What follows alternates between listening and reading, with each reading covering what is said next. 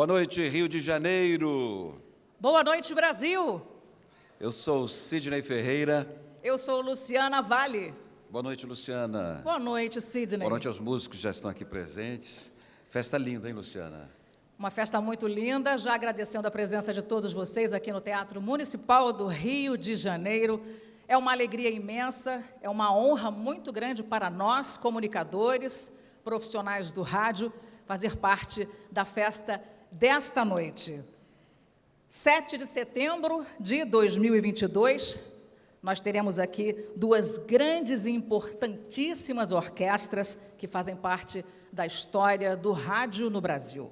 A Orquestra Sinfônica do Teatro Municipal do Rio de Janeiro e a Orquestra Sinfônica Nacional da UF, que se juntam às emissoras de rádio da empresa Brasil de Comunicação, Rádio MEC e Rádio Nacional, para celebrar a cultura brasileira e a radiodifusão no Brasil. É isso, Luciana. Estamos no palco em que há exatos 100 anos o rádio brasileiro fazia sua estreia oficial. Naquele 7 de setembro de 1922, o público presente nesta sala se somou àqueles que escutaram a transmissão de O Guarani pelos 80 receptores espalhados pelas cidades do Rio de Janeiro, Niterói e Petrópolis. Inesquecível momento, sem dúvida. Não estávamos aqui, mas hoje estamos aqui contando essa história. 100 anos depois daquela noite histórica, novamente ampliamos o alcance de um espetáculo no Teatro Municipal, e desta vez não para 80 receptores, mas para todo o mundo. Pelas ondas da Rádio Nacional, da Rádio MEC, além de dezenas de emissoras parceiras de todas as regiões do país, e também pelas redes sociais da Rádio MEC e da Rádio Nacional, YouTube, Facebook e Twitter. Hoje vamos ouvir obras de dois gigantes da música de concerto brasileira, Carlos Gomes e Villa-Lobos, na interpretação da Orquestra Sinfônica do Teatro Municipal e da Orquestra Sinfônica Nacional da UF. Este concerto é fruto da parceria entre o Teatro Municipal, a Associação de Amigos do Teatro Municipal, o Centro de Artes da Universidade Federal Fluminense e a empresa Brasil de Comunicação. Nossa celebração hoje se refere a um dos marcos da história da radiodifusão. A história do rádio no Brasil tem marcos anteriores. Entre os pioneiros desbravadores estão o gaúcho Padre Landel de Moura, que fez a primeira experiência de transmissão de voz no Brasil em 1899, no aparelho criado por ele. Genial, Padre Landel. Fantástico. Pioneiros também foram os fundadores da Rádio Clube de Pernambuco, com a palavra Abelardo Barbosa, Chacrinha. A Rádio Clube de Pernambuco, a rádio pioneira, Oscar Moreira Pinto e Arnaldo Moreira Pinto. Os irmãos Moreira Pinto promoveram irradiações a partir de 1919. Mas a exibição pública de 1922 foi crucial para o desenvolvimento do rádio no Brasil. O Rio de Janeiro, então capital federal, unia a visibilidade, a força política necessária para tornar a radiodifusão pública uma realidade. Nós temos importantes personagens desta história, claro. Participante ativo, o cientista carioca Edgar Roquette Pinto, viu no rádio o grande aliado para o Brasil potente que sabia possível. Numa sala, mesmo num grande teatro, uma conferência científica ou literária, um concerto, serão ouvidos por algumas centenas de pessoas. Com a TSF, toda a gente estará ouvindo a mesma proveitosa lição. Com algumas centenas de mil réis, não haverá mais vila ou povoação isolada do resto do Brasil. Estou convencido de que prestaremos todos um grande serviço ao Brasil. A primeira década de oficialização da radiodifusão no Brasil ampliou o alcance das salas de concerto e também do conhecimento desenvolvido nas academias, da prestação de serviços de informação, do acesso às histórias, literatura e tantos outros saberes. E a partir dos anos 1930, parece que foi outro dia, o rádio passou a ser testemunha de uma crescente cultura urbana. Foi o primeiro veículo a falar com as massas e se tornou, desde então, espelho das transformações de nosso país, contribuindo de diversas formas em sua história e desenvolvimento. Pelas ondas do rádio, conhecemos artistas imortais da música brasileira, Luciana, como Noel Rosa e a cantora e compositora Marília Batista, atrações do programa Cazé. Funcionava tudo na base da improvisação. Tinha um salão grande lá atrás da Rádio Philips, que era ali na rua Sacadura Cabral, e a gente ensaiava naquele salão. E depois ia para o estúdio e mandava brasa. De babado sim, meu amor ideal, sem babado não. Nós somos as cantoras do rádio. Saudade desse tempo que eu não vivi, daria tudo para ter vivido a época das cantoras, né? Exuberantes reis e rainhas da voz, que embalaram nossos sonhos, como Carmen Miranda, Marlene, Emilinha, Dalva de Oliveira, Silvio Caldas, Orlando Silva, Francisco Caldas, Francisco Carlos. Atrações dos auditórios de emissoras como Mairinque Veiga, Rádio Globo, Rádio Nacional. E o nosso rádio nos fez e faz acompanhar os mais importantes acontecimentos da história de nosso tempo. Desde os primeiros jornais falados, passando pelo emblemático Repórter Esso, até chegar às emissoras que tocam apenas notícia.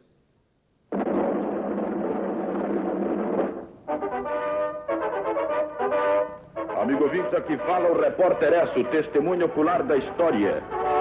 Terminou a guerra, terminou a guerra, terminou a guerra. Repórter Esso fez história no jornalismo, né? Verdade, do rádio brasileiro. Sem dúvida. Sem falar nas novelas, famosíssimas novelas, o rádio brasileiro também nos contou e conta histórias emocionantes. Senhoras e senhoritas, a Rádio Nacional do Rio de Janeiro apresenta Em Busca da Felicidade. Histórias fantásticas. Você não acredita no sobrenatural? Então ouça.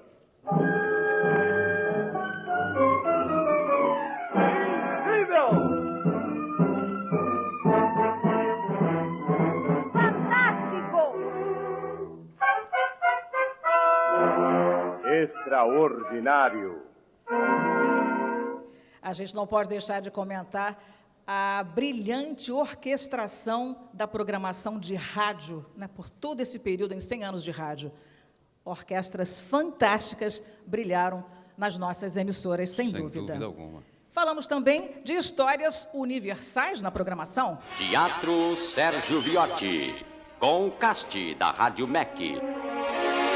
Estamos apresentando hoje o monólogo de Eugene O'Neill, Antes do Café. E pelo Radiológico acompanhamos também, Luciano, nosso time preferido, com uma emoção única.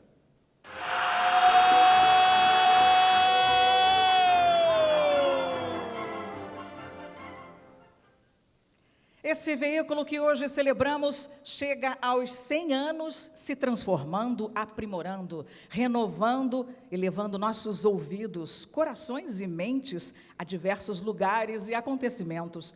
Acontecimentos como esta noite histórica. Histórica e especialíssima noite em que teremos duas orquestras celebrando a música e o rádio do Brasil.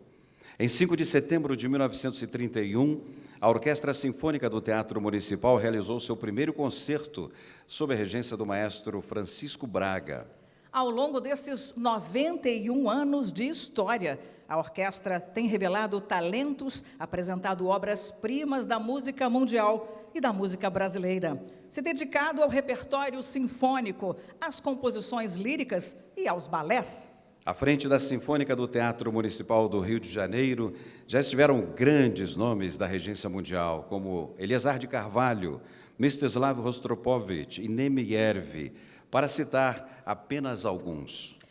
Essa importantíssima orquestra foi responsável por estreias de diversos compositores, alguns, inclusive, dirigiram a orquestra, entre eles Stravinsky, Heitor Villa-Lobos, Radamés Inátali, Camargo Guarnieri, uma constelação de estrelas. Verdade, grandes estrelas. E seus regentes titulares também são memoráveis e notáveis. Mário Tavares, Silvio Viegas, Tobias Volkmann e seu atual maestro, Felipe Prazeres. É com imensa honra e alegria que anunciamos essa célebre orquestra, apresentando agora trechos da ópera O Guarani, abertura, balada de Cecília, área de Peri e dueto. Com a participação dos solistas Maria Guerck, Cecília e Eric Herrero, Peri, e regência do maestro titular da Orquestra Sinfônica do Teatro Municipal, Felipe Prazeres. Com vocês, a Orquestra Sinfônica do Teatro Municipal.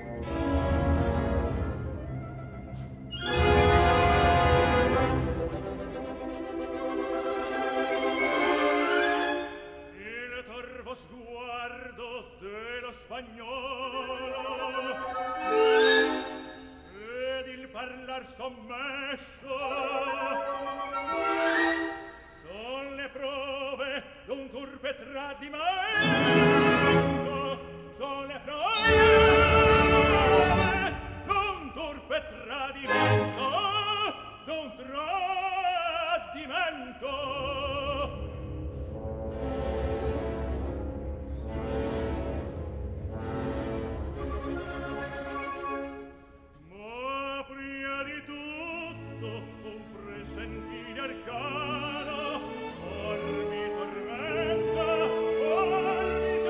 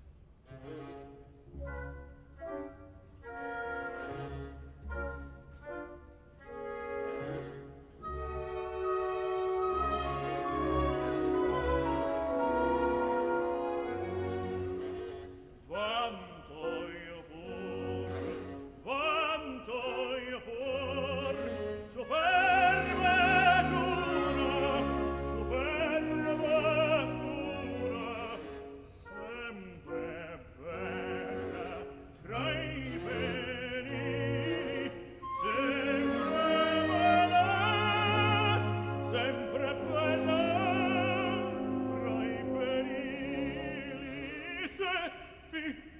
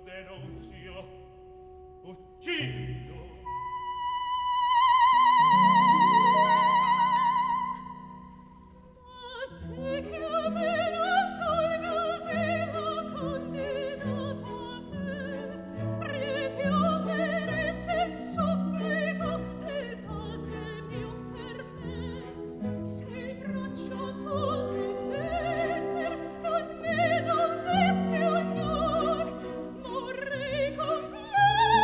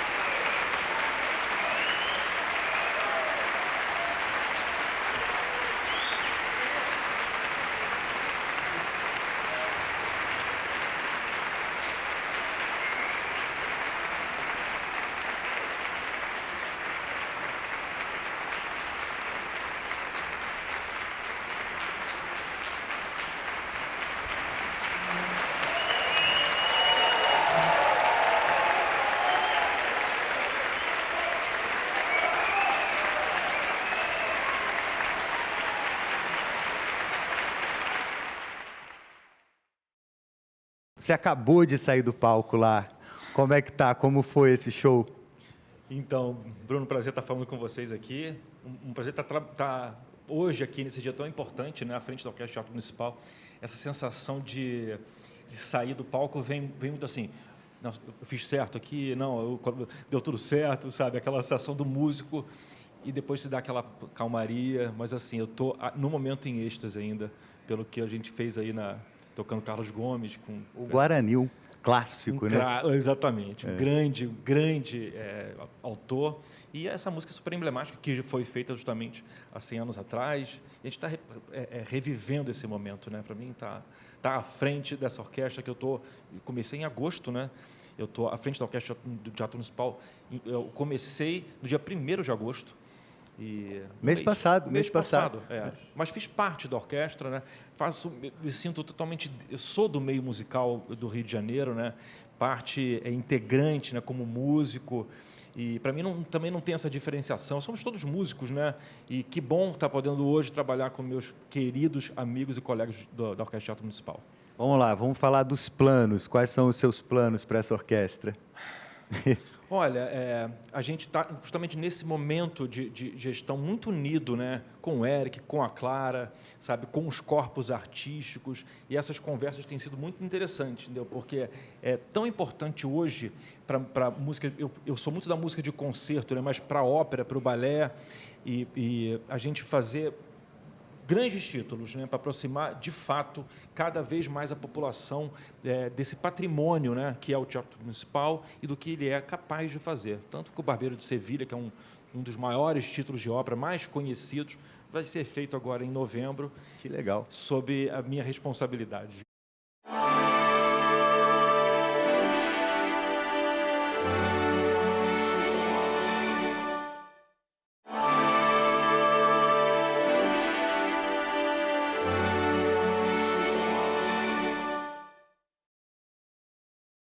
Ô Robson, daqui a pouco a gente vai ouvir também um momento muito emocionante, né? Com certeza. O que a gente pode esperar? O que o público espera desse momento? É um momento quase que mágico, porque a Orquestra Sinfônica Nacional da UF vai apresentar o Choros número 6. Né? E esse Choros foi estreado aqui no teatro em 1942, há 80 anos. Né? Então, vai ser reproduzido hoje, nesse aniversário de 100 anos da primeira transmissão radiofônica no Brasil, né? Então isso para a gente é assim um marco, porque a estreia foi feita com o Heitor Villa-Lobos aqui e a gente está reproduzindo esse concerto, né, que ele compôs. Tocar no Teatro Municipal tem um gostinho diferente? Sempre, né? Porque o Teatro Municipal é um templo, né, sagrado da música no Rio de Janeiro e no Brasil inteiro. Então para nós é sempre um prazer e um orgulho estar aqui. E a gente, além do Choros número 6, a gente vai ter alguma outra música? Não. Somente o Choros número 6 que a gente vai fazer hoje. E está todo mundo preparado? Lá embaixo já está quase tudo pronto, né? Quase. Está todo mundo aguardando lá ansiosamente para apresentar essa música para o público. Não, inclusive eu tenho que te liberar, que eu sei que você tem que ir lá. Voltar para lá, com certeza. O show não pode parar, mas de qualquer forma, de jeito nenhum. Muito obrigado, Robson. Obrigado a vocês também. É um prazer estar aqui. E viva o rádio, porque as populações mais pobres precisam, né? Precisam. Do rádio como comunicação direta, né? Nem todo mundo tem acesso à TV, infelizmente. Obrigado, viu? Obrigado. Querido. Muito obrigado. Bom espetáculo.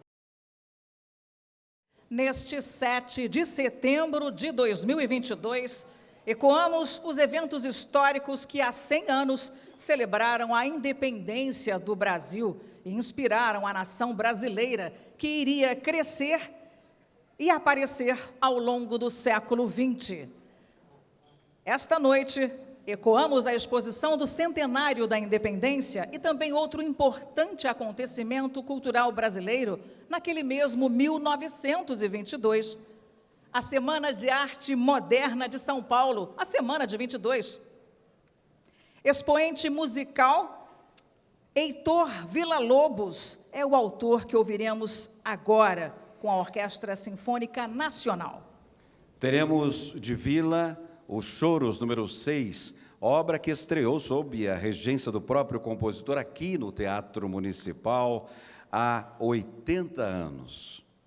Os choros número 6 representa com exuberância a natureza, as cores e os sons do Brasil profundo, vestido com a técnica, precisão e emoção que nos traz uma orquestra sinfônica.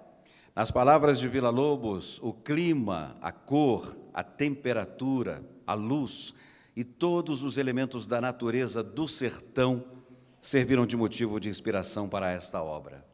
Com os choros número 6 de Villa-Lobos, vamos encerrar esta noite de celebração do Brasil, de nossa cultura. Noite de celebração do rádio brasileiro, que há 100 anos nos permite multiplicar saberes e emoções. Por isso, agradecemos a todos que contribuíram para que esta noite fosse possível e linda. Agradecemos a você que veio nos prestigiar aqui no Municipal do Rio de Janeiro e a você que nos escuta ou nos vê em sua casa. Pela cultura dos que vivem em nossa terra, damos vivas ao rádio brasileiro. Viva o rádio brasileiro! E que venham os próximos 100 anos. Ficamos agora com a Orquestra Sinfônica Nacional da Universidade Federal Fluminense, OSN-UF, regida pelo maestro Javier. Viva a orquestra! Viva!